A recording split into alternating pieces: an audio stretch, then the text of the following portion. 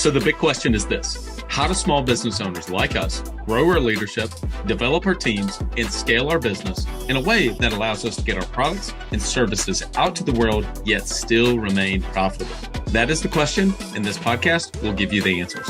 I'm Bradley Hamner, and this is the Club Capital Leadership Podcast. Welcome to The Bottom Line, a new weekly podcast series that we drop every Thursday to complement our weekly Monday podcast interviews with the industry leaders. These podcasts are going to be designed to give you short, impactful, and value-driven information that you can start using right away in your business. I value your time and attention and will do my very best not to waste it. Just get what you need and go. So with that, let's get into today's episode. Welcome to another episode of the Club Capital Leadership Podcast. My name is Bradley Hamner, your host. Of a repeat guest, Steve Suggs. Steve is all things around recruiting and talent development, but really around acquisition of A players on your team. I know you're going to get a ton of this. Last time we had Steve on was I think September of 2020. And so much has changed. And I really got a ton out of this. I love the way that Steve approaches certain things and just his philosophy, but then he also backs it with science and with research and with data. Can't wait for you to hear this episode with Mr. Steve Suggs. Are you an agency owner looking to grow your revenue, increase your bottom line, and better manage your taxes? Club Capital is here to help. Club Capital is the largest accounting and advisory firm for insurance agents in the country, providing monthly accounting, tax strategy, and CFO services. Way more than bookkeeping and your everyday run-of-the-mill tax prep, Club Capital is focused on providing financial and tax advisory services that help you plan and forecast your agency's performance. Their financial dashboards and agency forecasting tools help you better understand your agency's historical performance, create and measure future targets, and see how your agency compares to your peers around the country. Imagine what it would be like to understand the impact to your bottom line when deciding to hire a new employee, or forecast the impact rate changes or commission rates will have on your business. With over $200 million in tracked annual revenue and $140 million in tracked annual expenses, Club Capital has the data and the team to help you make better informed decisions for your agency. They will help you turn that back office stress into the backbone of your agency's success by giving you the tools to take your agency and your leadership to the next level. Visit club.capital today to book a solution overview with one of our business consultants. Club Capital, way more than a CPA firm. Have you ever tried online marketing before and weren't sure if it was working? Maybe your rep talked about all the impressive features and stats and said things were going great, but you didn't know how all that tied into raw new policies written. Well, that's not the case with DirectClicks. DirectClicks is the premier Google Ads and SEO option exclusively for State Farm agents. Why? They're 100% results oriented with an exclusivity guarantee. Every review call you have with your account manager focuses on what really matters to your business, and that's leads and call-ins received. Everything will get broken down to cost per lead received. By investing with DirectClicks, you're going to free up time and energy to focus on what's most important in your agency and doing what it is you do best. This will be the best investment you make for your team by spending confidently and scaling your agency today with exclusive online marketing partner, DirectClicks. Visit us at directclicksinc.com. Steve Suggs, welcome back to the Club Capital Leadership Podcast. Well, thank you very much. Appreciate the opportunity to be back. Excited to have you. Before we hit record, we were talking about it. Can't believe it's been almost 2.5 years since you come. And whenever you last came, it was September of 2020. We were just 6 months into the pandemic and so many other things that we talked about at this point. So we won't go back. We always usually start with background and origin story. I encourage people to go back to that episode and hear a little bit more around Steve's background, his origin story, and kind of how he got to where he is today. So I encourage you to do that. So we're just going to jump right into it if it's okay with you, Steve. I think that since that period of time, I mean, it was the case pre-COVID, pre-pandemic, but man, it seems to be far worse than it ever has been from business owners, agency owners, finding quality candidates. It's like it's under a pressure cooker that they've always tried to find A players, but man, they're having a hard time. What are you seeing? Why is that? Why has that been so hard over the last, year and a half, 2 years? What's happened? Well, the answer to that question is multidimensional. Let's talk about the cultural impact of the situation there, and then the way that agents go about it searching is also a piece of that puzzle too. So as far as the culture goes, prior to the pandemic, we were in a cultural crisis. And the crisis around hiring good people is related to a drop in work ethic. It's related to a drop in a sense of responsibility. And that's multifaceted. Our school systems have gotten to the point where they've lowered their standards because everybody passes. Colleges have lowered their admission standards. Colleges work on a financial budget. They've got to have students coming through. They've got to have students taking out government loans and coming into getting an education. And not only that, but they have to have freshmen who come back as sophomores. And if you were to look at these statistics, colleges were having a tremendous problem with not just enrollment and getting people to come to college, but getting them to come back the second year. They were failing out. It was too hard. They didn't want to come back. So colleges have lowered their standards. You'd be surprised at how many major universities do not use the SAT and the ACT anymore. It's not one of the measurements that they use.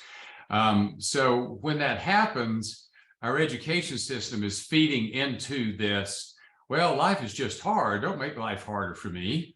Parents are like, I don't want my kids to have to struggle the way I did. So, it's an iPad at age 8, a car at age 15, and all of a sudden they don't learn work ethic. They don't learn a sense of responsibility. And then they get into the job market. And what all of this does is it causes people to have this sense of what is important to me is happiness and no stress. Because that's what has been provided in their life. The parents provide happiness and no stress with no problems. And when you don't have problems, you don't learn responsibility, because unless you're willing, there's always a mountain to climb, and life is full of problems and life is full of challenges. And until you can define meaning and purpose in your life, this is why I'm here, this is what I want, this is what I want to do, and then decide I'm going to pick up that load and I'm going to trudge up the mountain to get that. Well, we never get to that place where we decide I'm going to be responsible. I'm going to pick up a load. I'm going to walk up the mountain until we have problems, until you're in a situation that you don't like, you don't have enough money, you don't have a career, you don't have an expertise, and all of a sudden now nature kicks in. I want a family. That's nature. If that wasn't nature, we couldn't procreate. So the desire to procreate causes everybody to start making these decisions of bringing other people into the world, and they create this immediate responsibility. Okay, I have these people that I need to take care of. Uh-oh, I didn't study the way I should have. I didn't learn a skill. So all of a sudden now they're faced with going out there and trying to get a job unprepared. They don't have a skill. They don't have work ethic. They don't have a sense of responsibility. And you get the crisis that we have today. A lot of people looking for a lot of jobs. They don't have a skill. They want a lot of pay. They don't have work ethic. They don't have a sense of responsibility. Now throw a worldwide pandemic into that. And what's the solution to the worldwide pandemic? Well, let's just give everybody money not to work. Let's just give all these businesses that are losing money, let's just give them money. Let's feed this sense of lack of responsibility with a solution of don't give you any responsibility. And so we're kind of right back to where we've always been. Agents who are trying to build a team. The number one thing that's needed for a person to survive in a State Farm office is that is a very responsible job. I'm taking on the responsibility of giving financial advice. I'm taking on helping ensure someone's assets, their livelihood, their ability to earn money. And it's my job as a risk advisor to do a good job for them. That's a job with a lot of responsibility. And not only that, but I want to hire you as a salesperson. By the way, I want you to go to find enough strangers every day who will allow you to be their risk advisor. So it's the hardest job in the world because of that responsibility of helping that agent build a clientele.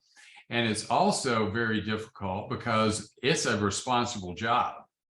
I was talking to an agent today, and he was describing this candidate. This guy really loves music. And I asked him more questions. And finally I said, okay, this is a 28-year-old whose passion is performing in bars. And he lives at home with his mother. Okay. You want a risk advisor. You want him to sell 35 raw new apps, 5 of those life insurance. He said, yes. This guy has no responsibility. Ambition is the first step towards success. It's time to level up your agency. And Coach P Consulting will help you do just that by using the same strategies he used to sell over 700 life insurance policies in 2021 alone. Now, this is not your regular one and done type coaching. You'll get personalized coaching 2 days a week, every week of the month, and you'll get a live look behind the scenes of his team training and an office that's performing at the highest level. There's a reason Coach P Consulting is the fastest growing coaching company for insurance agency owners in the country. Coach P will train your team alongside his own and show you the exact steps they're taking to achieve Chairman Circle, exotic travel, and multi-line presence club, and be one of the few agents to be selected to have a third office. So whether your goal is to be at the top of your local market or amongst the best in the country, this training will give you the strategies and the tactics to get there. For just $250 a month, you'll get high-level coaching each week from someone who is already getting it done at that level, and his strategies work, and it's time to put them to work for you. Sign up at coachpconsulting.com and get your first full month for free when you mention the Club Capital Leadership Podcast. You want him to come into the most responsible job. And so he said, well, now that you put it that way, so we have to learn how to measure all of that, but we also have to learn to be realistic about what the job is. And the reason it's hard to find people is because the crisis that we have in America and because of the type of job this is. Now, your question was, why is it hard? Okay. Yeah. Some answers to that. That's the answer to that. I think everybody is like, preach, Steve. This. Everybody agrees with you on 100%. I think that absolutely you summed up the pressure cooker that we're under. And so the question then is, well, now what? Well, now what do we do? Okay, yeah. Because I mean, we as a small business owner, I can't go out and change society, right? I mean, I'm not going to be, as much as I would like to, I'm not going to be able to do that. So what do we do? Yeah, I don't want to be that guy that just gave you bad news and not give you a solution. Okay, you'll turn the podcast off. Okay, I already knew that, Steve. So step one, admit that that's the situation. Admit, okay, that's what I'm dealing with. So let's work the problem. Let's not wallow in it. Let's work the problem. Realize that the job that you are recruiting people into is one of the hardest jobs in America. It doesn't matter if it's sales, it doesn't matter if it's service. Those service people have got to be able to pivot and bring in some revenue, bring in some additional revenue. You are building a sales organization, not a service organization, a sales organization, the hardest sales job in America. So you have to realize that. That's what I'm recruiting into. And yes, the bar is high. It's not because you set the bar high. The situation sets the bar. You just have to live in the reality of that situation. When that bar is set, and we have to realize, okay, most of the people who are going to apply to this job, they're wanting safety and security. They're wanting happiness and free time, and they don't want any stress. because of what we just talked about. And there's another reason. If your company has done a really good job at branding your company has name recognition, and that's great for making sales, but it's a detriment when it comes to the reason people are applying for the job. Because see, they see your company name and your branding as safety and security. You need to have your insurance here. They've done a good job with that branding. Well, this is not a safe and secure job. This is pay for performance. I need you to be willing to accept a lower pay and earn the rest of that pay. And that's the reality of the market in which they are applying. This is an industry that's pay for performance. It's an industry where it lacks safety and security. Most of your candidates are seeking safety and security, so get ready to say no a lot. And so and to be able to say no a lot, you need two things. One, you need a variety of sources of where you're finding people. And number two is you need a good system and process that teaches you, first of all, well, what do I need to measure? And then how do I measure that? What tools do I need to measure that? And what skills do I need to measure that? So would you like me to talk about this finding candidates topic for a second? Yeah, absolutely. But before we get into sources, because I definitely know people struggle with that, as they say, okay, this makes a lot of sense. And they even do the hard work of understanding. They buy into the philosophy, the mindset. They do the hard work of putting together a system, a process that's repeatable. But then they say, okay, well, now I've got to be top of the funnel. How do I get more candidates into the top of the funnel? Because everybody seems to be hiring. Everywhere I go, it's now hiring. And the pay, by the way, continues to go up. I don't know if in Tennessee you guys have a Buc-ee's, but I've shared this with some business owners recently. I took a picture of Buc-ee's gas station in Athens, about 45 minutes away from here. They just opened up, and starting pay is $17 an hour to work at a gas station. Yeah. The assistant managers make $125. The general manager makes $250 plus bonuses. Now, granted, I understand that's, those are the biggest gas stations, but but my point in telling you this is that a pizza franchise owner in the area, he owns currently 16, will own close to 40 by the end of this year. It's Marco Pizza Franchises, said that gas station coming in, the radius, that has really put a tremendous amount of wage pressure on his drivers and what he has to pay, because people are looking at that even if they don't go to work there. Now, what does this have to do for us? I think it has everything to do, because there's wage pressure of like, not only do I have to find great candidates, but also how am I going to be able to afford them? So I've got to be able to source this from different places. I don't even know really where to begin. And I think that's a great next place for us to be able to go, is like, what are the variety of sources I find people, Steve? Yeah, well, if you're working 2,000 hours a year, which is about the average, that's $34,000 a year. Yep. And if your base pay for a salesperson is $34,000 a year, that's what you're competing with.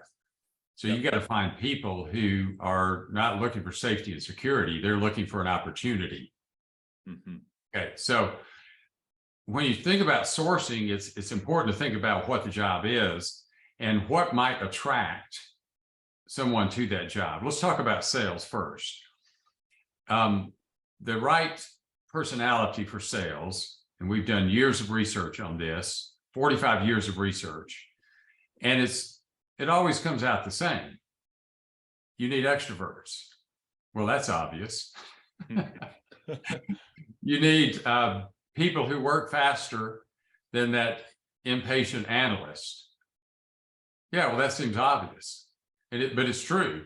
You need people who aren't going to get paralyzed by details. You need people who are relational and positive.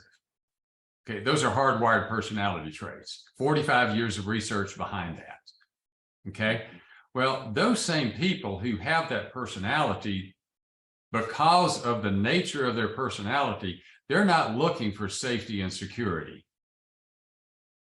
So if you realize that, then all of a sudden this $34,000 base is not as big of a challenge. They're not looking, you're not competing with Buc-ee's for that person.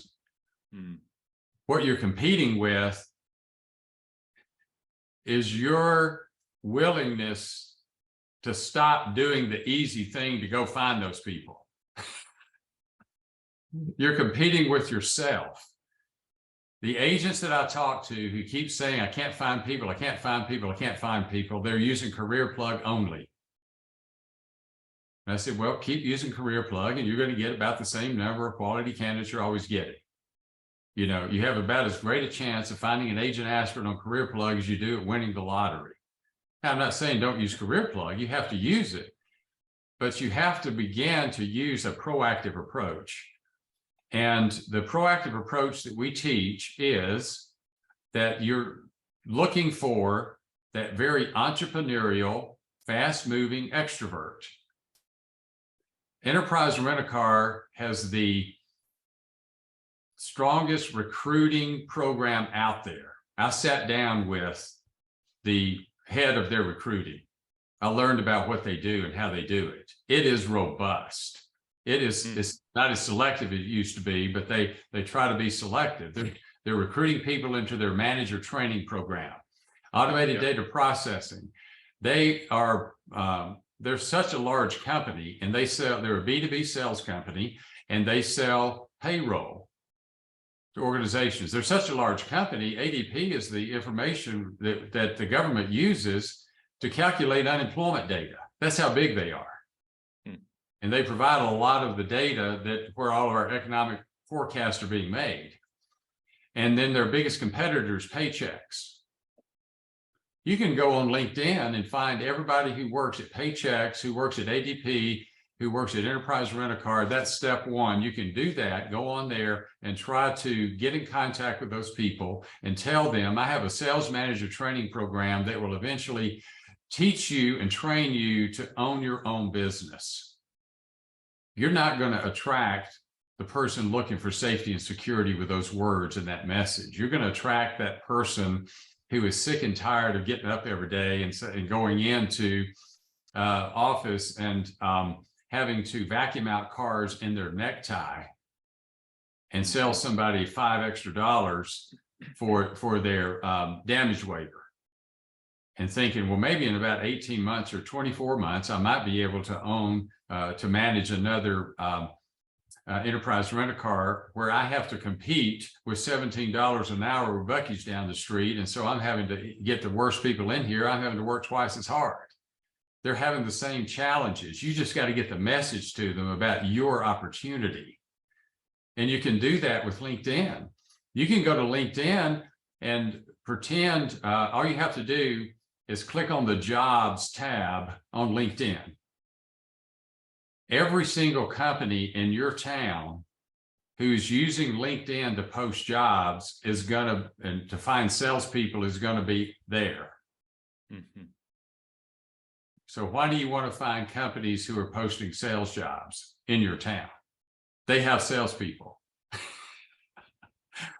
And if those salespeople are on LinkedIn, and you do the search, you search for everybody who works at that company who's advertising for a sales job, and their salespeople who have a LinkedIn account will be there. You reach out to them. I have a sales manager training program. I'll teach you to eventually own your own business. If you're entrepreneurial and you want unlimited income, please get in contact with me. So you can find every company in your town who has who's hiring salespeople using LinkedIn, and there will be dozens and dozens of them. And if you don't have time to do that, hire a team member to spend 1 hour a day doing that. And I've got this written out in details. I have word tracks written out, and all you have to do is email me at stevesuggs@mag.com and tell me that you want the LinkedIn strategy. I'll email it to you. Man, I love that. All right. Well, we just lost everybody. That's all you need. Mic drop. Steve, everybody jumped off the podcast, Steve, and went to LinkedIn and started doing this right now. That is awesome. That is so good. I love taking a concept from kind of a high level down to an eye level and actually giving some specifics. I think that is so good. Now let's give some credence, by the way, to if somebody says, okay, Steve, get this. This is great. I do also, my business is growing. We've invested, we've been able to get some sales team members. We do need some account managers or customer service, et cetera. I need to find good people there, right? I need to be able to keep the customers I got and give them a great experience. And so I'm also looking for somebody there. What are some of the tips and best practices for looking for that position? When I hear that, I hear it a lot. My first question is, to what degree do you need them to be able to pivot? Will it upset you greatly and you feel like you're paying them too much if they can't pivot at all? That's number one. Number two is, do you want them to pivot and pass it off to somebody else? Or number three, is it you only want them to be able to pivot and close? You need the hybrid, the sales service person. That's the first thing you have to determine. What do you need right now? If you're sitting in your office by yourself, pivoting is not important. Right. So that's a different answer to the question. You call me about a candidate, you say, I need this person to be in service. I go through that questionnaire. What's your immediate need? Okay, so let's take them one at a time. My immediate need is I'm in my office by myself. I need help. Yeah. Okay. Well, we're going to go through the process here and we're going to administer the CTS. The main thing that we're going to be interested in here is their pace of work. Because if they can't keep up with the pace of work, they're going to be stressed and they're going to quit.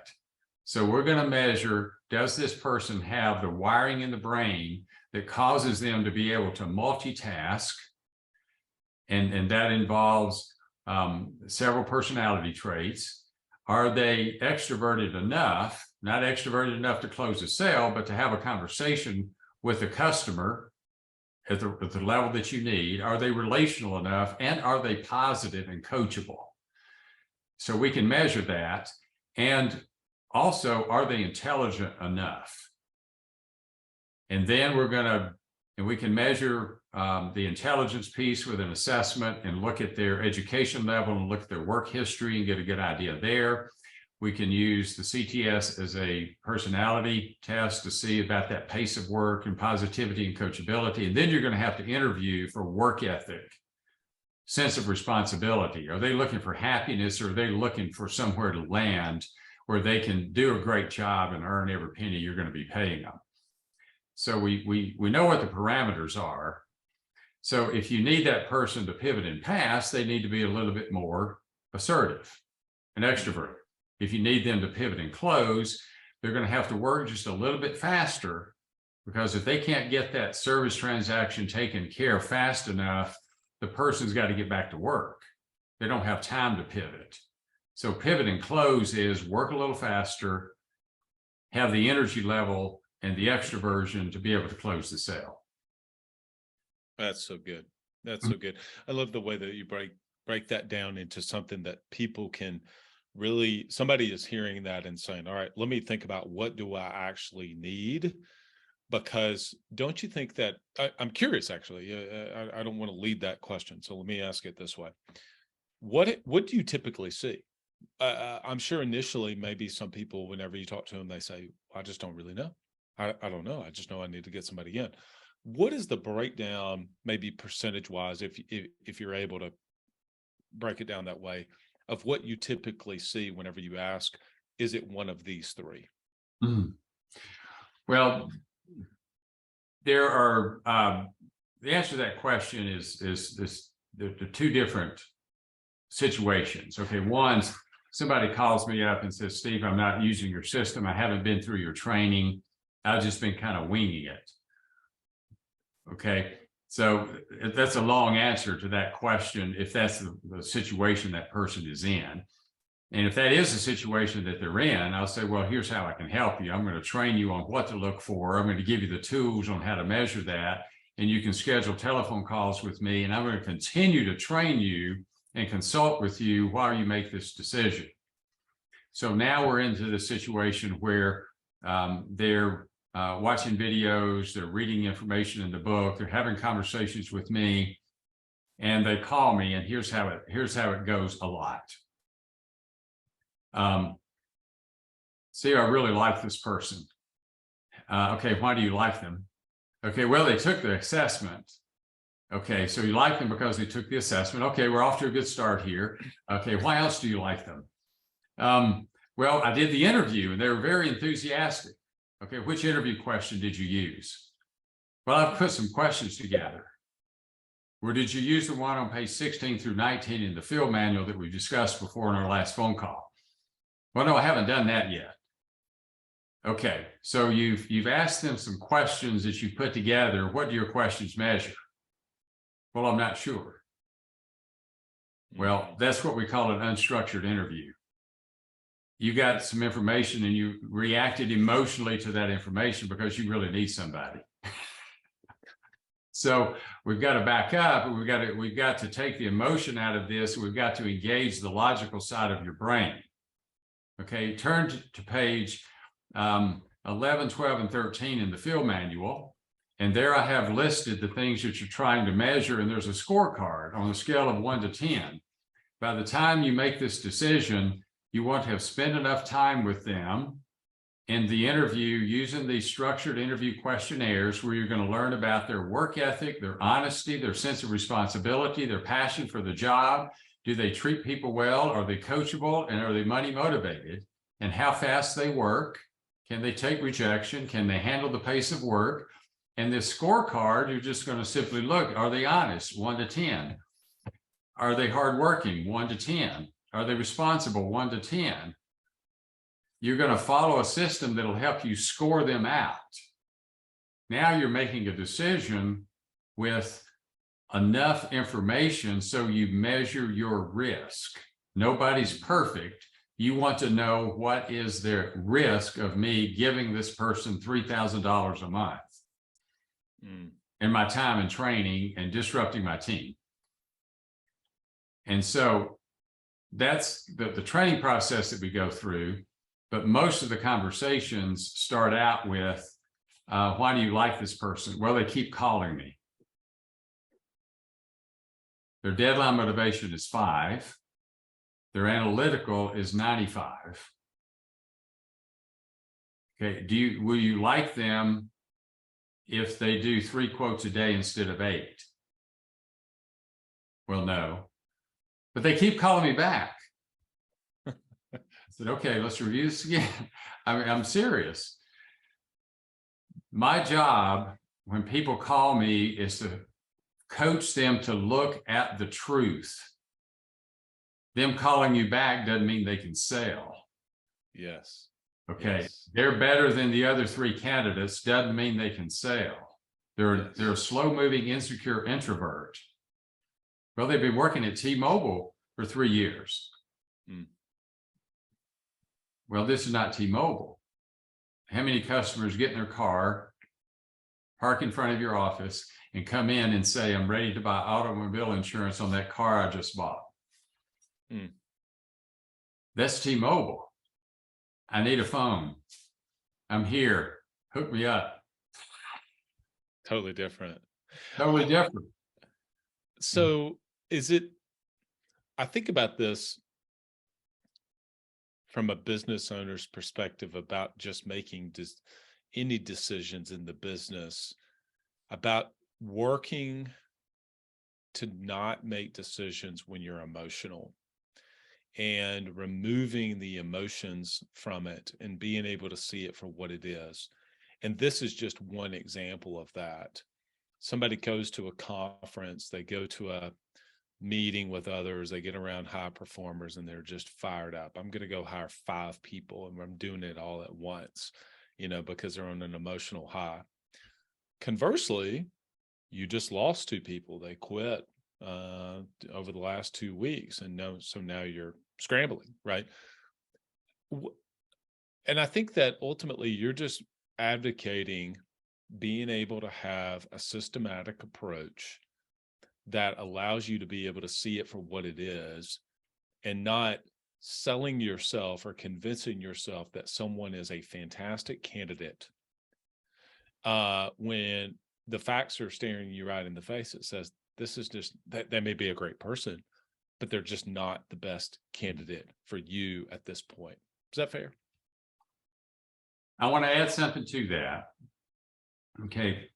Agents became agents if they came through the system where they had to prove something before they could get an agency.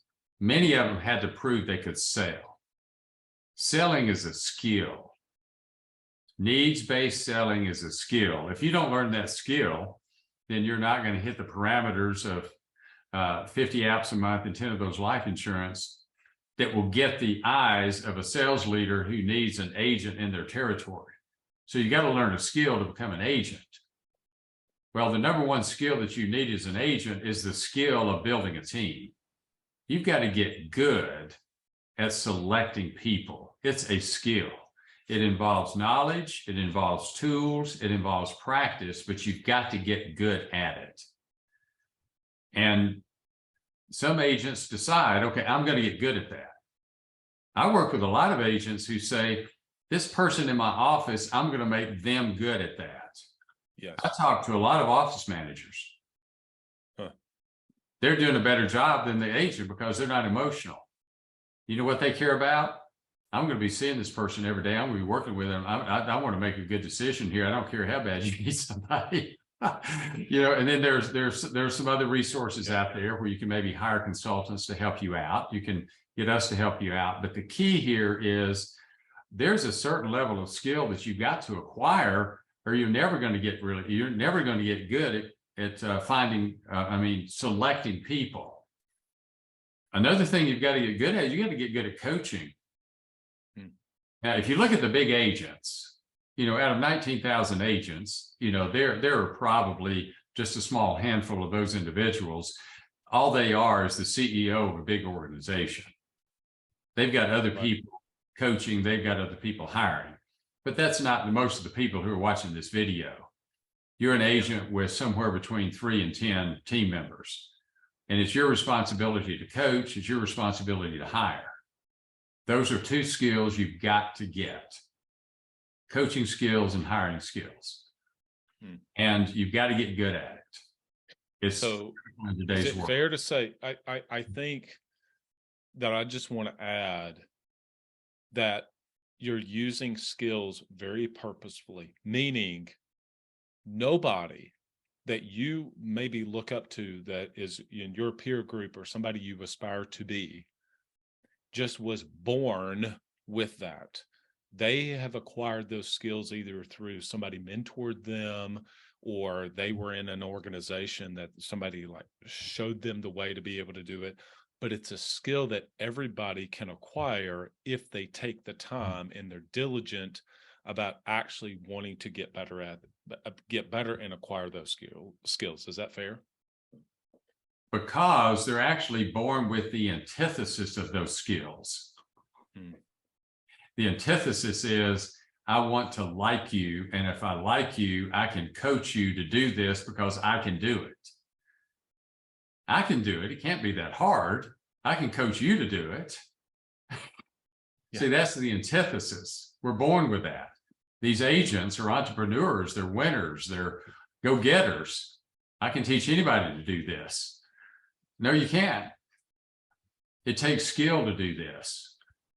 And in today's world, it's you have to come to this crisis point in your life where you say, okay, I'm not good at this. I'm going to get good at it. How do I get good at it? We'll train you to do it. We'll consult with you while you do it, because it's not easy to get good at it. Because you get good at it, you have a strong team, you don't do it for a year, then you get bad at it again. No, I mean, I've said a lot, you know, look, there's a reason 96% of small businesses don't see their 10th birthday. Business is really hard. Yeah. And as you mentioned earlier, actually saying that, hey, this job is hard is better than making it, oh, it's going to be a rosy, it's going to be an easy path. I mean, the most challenging times in my business is when I've learned the most. The most challenging times in my life have been when I've learned the most about who I am and my purpose and the mistakes I've been able to make. And so therefore, like, ultimately, if things are not where you want them to be, you can develop these skills of building a team. You can develop the skills of coaching, but it is going to be hard work. I mean, you have to get yourself around the right environment of other people, and you have to do the work. You can't just say, I want to do the work, and then wonder why I don't have a team full of A players. Easy doesn't pay much. Yeah. Yeah. True. I got to ask a question. You and I, before we hit record, you mentioned something, and I said I wanted to bring this up. So I was talking to a business owner, Mark, the other day, and he was sharing with me that he was, he had his process laid out. So kudos to him for even having a system in place. And so he's going through the system, and his team comes to him and says, hey, we think that people are just getting frustrated because it's taking too long. Now, he shared with me how long it was taking. I don't think it was taking too long at all. I think he was actually being pretty methodical. And so because of that, the team could speed him up, right? And so in sports, you and I are big sports fans. And so, whenever a team is like, oh, that other team is purposely speeding that team up and getting them to play in a way that they don't want to. Talk about this idea that sometimes the candidates, they just don't want to go through the process. And so therefore, the business owner starts to make shortcuts, starts to shortcut their own process that they said that they put into place. I want to start by saying this. I've heard successful agents say that if you are a very successful agent where you're paying tax on $600,000 to $1 million a year of income, you don't notice how much it's costing you when you make a bad hire, as much as that agent who has 3 team members and they make a bad hire, and payroll every payroll day is a huge challenge to them. Mm-hmm. So I will say this, most of the people that I have heard say that, they're big agents who don't know how much it costs to hire one person. So speed up your process. Well, first thing is, when you say speed it up, my question is, speed up what? Do you actually have a process? So if you're going to speed up, you're going to just speed up doing the wrong thing. You're just going to do the wrong thing faster. Yeah. So let's assume for a second you have a process. Do you need to speed up that process? Well, here's how you can speed up. Stop doing so many first interviews. You're somebody sends you a resume and you give them the career plug assessments, which if you look into the validity of those assessments, you need to try to convince yourself that they're actually valid assessments. We've done the checking on that, and the personality assessment on Career Plug is not valid. If you want me to show you why it's not, please contact me. I'll be glad to do that. The math verbal is okay. So what your process is, you give them those assessments and then you interview them. And you spend 30 minutes interviewing, and you decide, oh, I'm not going to hire them. And you do that again, and you do that again. So you spent 3 hours today, 5 days a week, 15 hours this week interviewing people. Well, if you want to speed up the process, let's have them do an assessment that, number one, that really truly measures their intelligence, and number two, will tell you, do they even come close to having some of those traits that you're looking for? And you can bounce that off of the resume and their education level, and we can begin to get some insight here. Should I even pick up the phone and call this person and have a 30-minute interview with them? And so the objection that I get there, well, how long does it take to do the assessment? Well, 45 to 60 minutes. I have a hard time getting people to do that. Okay, when you hire them, what are you going to ask them to do? First thing, what do you do? Get a license, right? How long is that going to take? How many modules does it take for an agent to go through before you're comfortable with them discussing your products with them? Bradley, do you know the answer to that question? How many modules? There's a lot. It's hours. So before they're even productive, they got to get licensed. They got to go through the modules. You got to spend a lot of time training them. Okay, bounce all of that, and the money you're paying them. Let's say that it takes them 2 months. You're paying them $3,000. That's $6,000. Or 3 months. You're going to pay them $9,000 while they're training before they're even productive for you. Okay, 45 to 60 minutes. Really?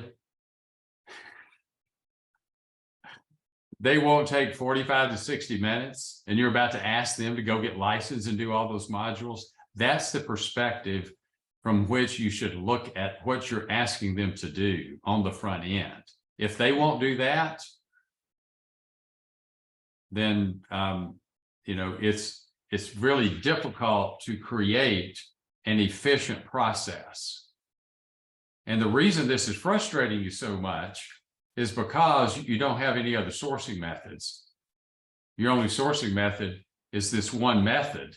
Therefore, most people who apply have a high school education and 3 retail jobs. They're slow-moving, insecure introverts who have never done anything very difficult in their life. They're looking for safety and security, and they sound good on the phone. And you're spending 30 minutes interviewing that person before you ask them to do anything. That's why you're frustrated. So to relieve the frustration, there's no simple answer to relieving the frustration. And that's this question.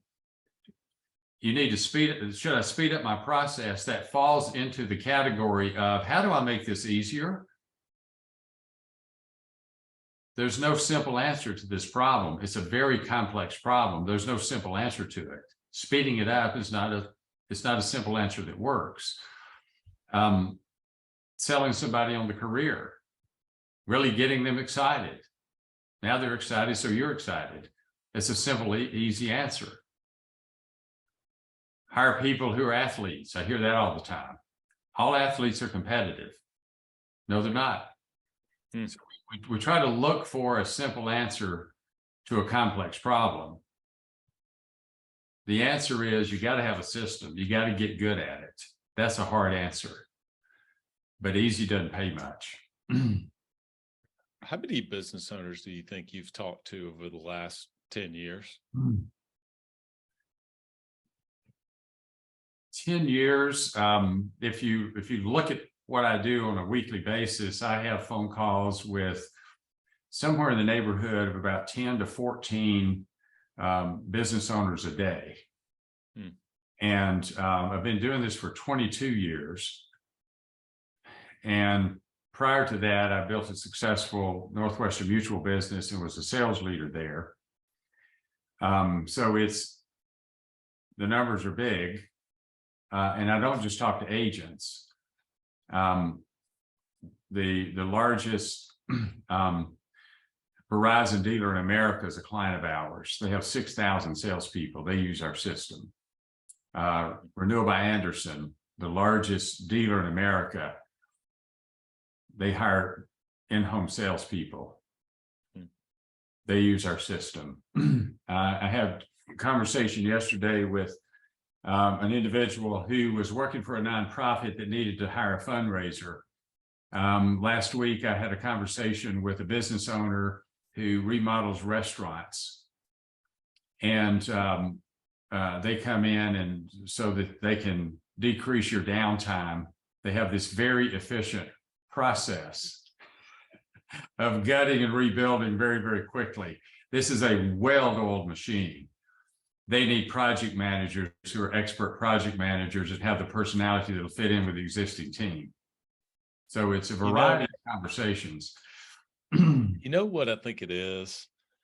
I think it's, I think that oftentimes we can get in our bubble and we think that we've seen a lot or had a lot of candidates and spoke to a lot of people. But I think at the end of the day, whenever you realize your company, but you yourself, but then your company, the number of people that you all have put through your system, it's hard to not trust the data, right? It's not about gut. I've just got this gut feel. It's like, well, we've got the data on thousands of this, millions of people. Yeah. This assessment's been around 45 years. It's millions. Wow.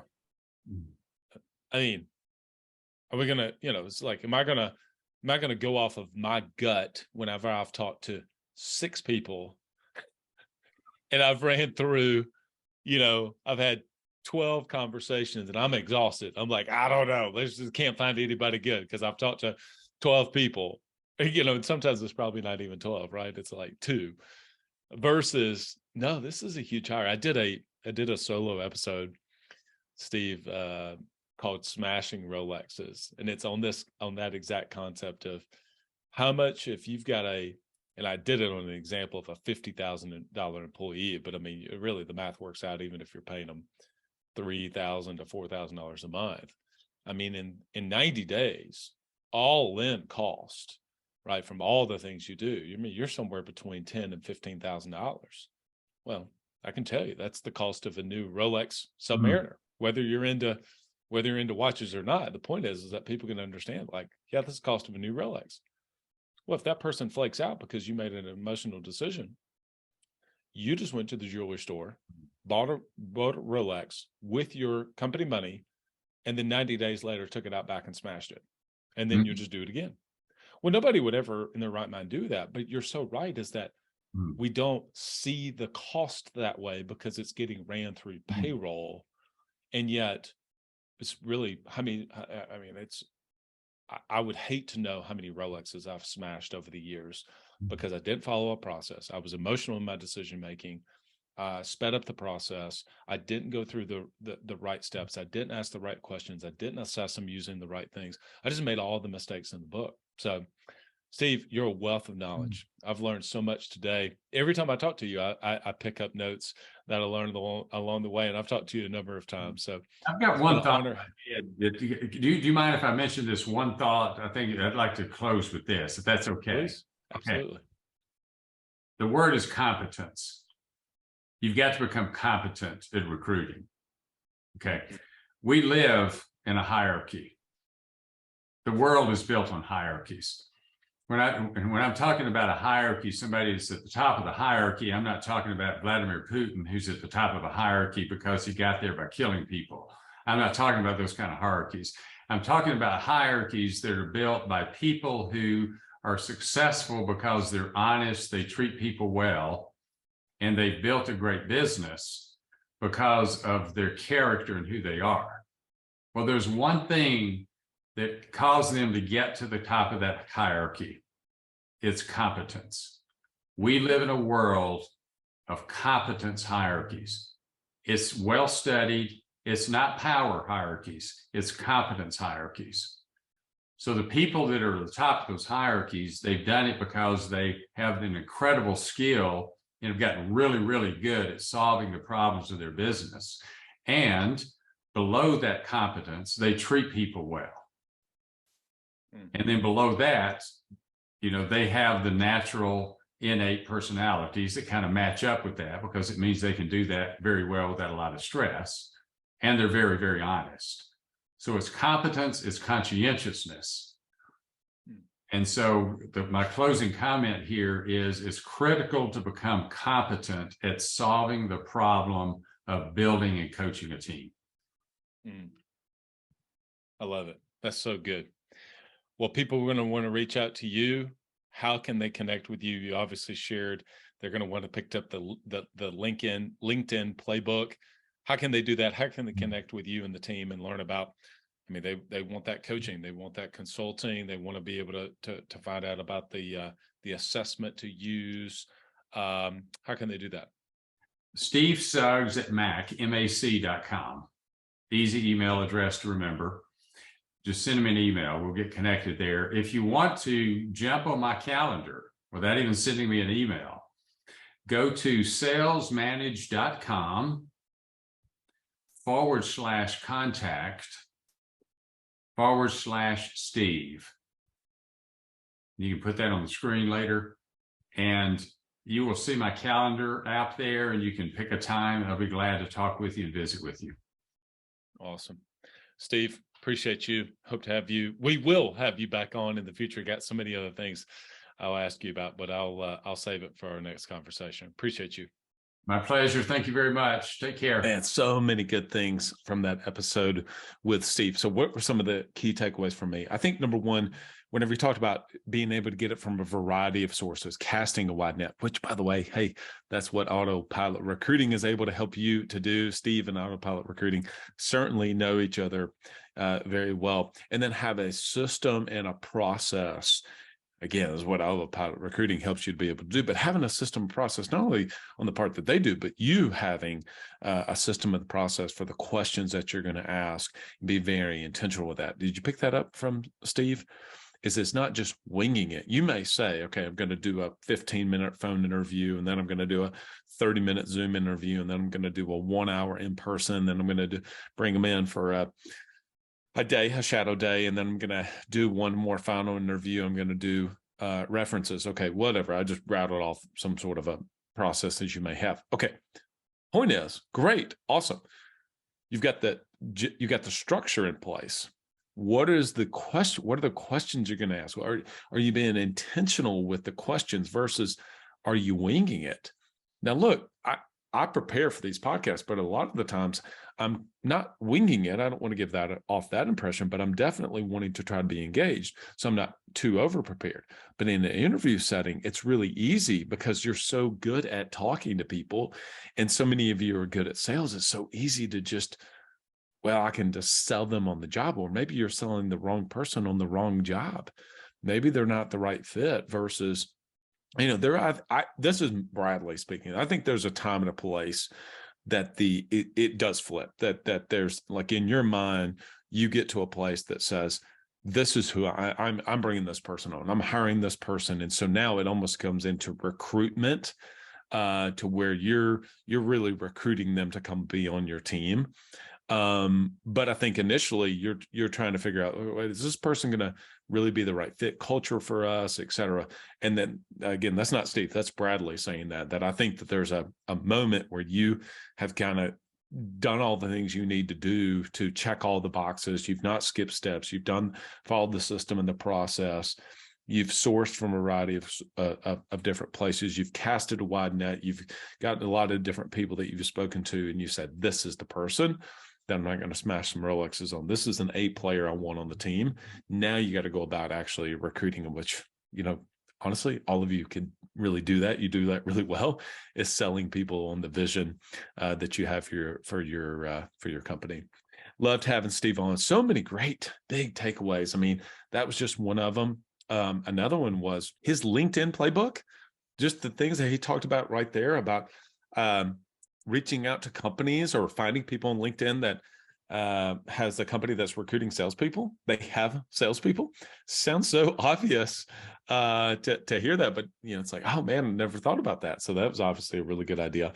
And then certainly whenever he talked about enterprise, et cetera. So if you want to get in touch with him, go to Sales Manage Solutions.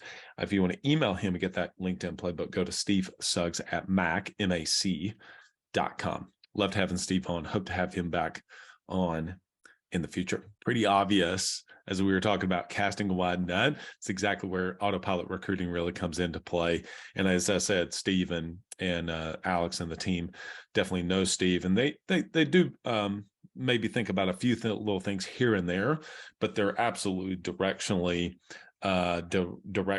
aligned. And so you can fit the CTS profile in the process that you have set up with the team at Autopilot Recruiting. So go to autopilotrecruiting.com coachpconsulting.com and let them know, hey, I'm ready to hire some A players. I want to be committed to this process and do it the right way. And they can help you to be able to do that. Autopilotrecruiting.com. Well, then let's take the next steps. And once we get them on board, once we get them on campus, we got to take those 5-star recruits and we got to continue to develop them. We're not just going to throw them out there and say, good luck to you. No, they need to be trained and developed, and they need to be pushed and worked out. And they got to go through the whole onboarding system. Well, maybe you don't know where to start with an onboarding system, but if you're working with Coach P Consulting, he'll be able to share with you exactly how he onboards team members. How fast can you get them up to speed? And what does that look like? Is that 30 days, 60 days, 90 days? Those type of things are the things you're going to learn when working with David at Coach P Consulting. CoachPConsulting.com. Let David know. He'll give you the entire first month off if you mention that you heard about him on the Club Capital Leadership Podcast. Just recorded an episode actually today, and the discussion came up around identity. You can adopt the identity of being the CFO of your business. I already know that you have a lot of hats to have to wear. You have to be CEO, COO, CSO, CMO, CFO. I mean, there's so many different C-suites that you're wearing all of those hats, and it can be a lot, but you can learn how to wear the hat of CFO, knowing your revenue, your profit margins, what the percentage you're investing in on a monthly basis in team, in marketing spend, in business development, in your building, et cetera, and knowing kind of where the top agents are investing their money on a monthly basis to get the highest return. That's what Club Capital helps you to be able to do. And one of the second really biggest investments that you're going to make is on marketing, and knowing my direct response spend versus my branding spend, et cetera. Well, that's what DirectClicks is able to help you. Go to DirectClicksInc.com. They can help you with your SEO. They can help you even with your social media now. They can help you with your Google pay-per-click campaigns. DirectClicksInc.com. Great episode with Steve. Till next episode, everyone. Lead well.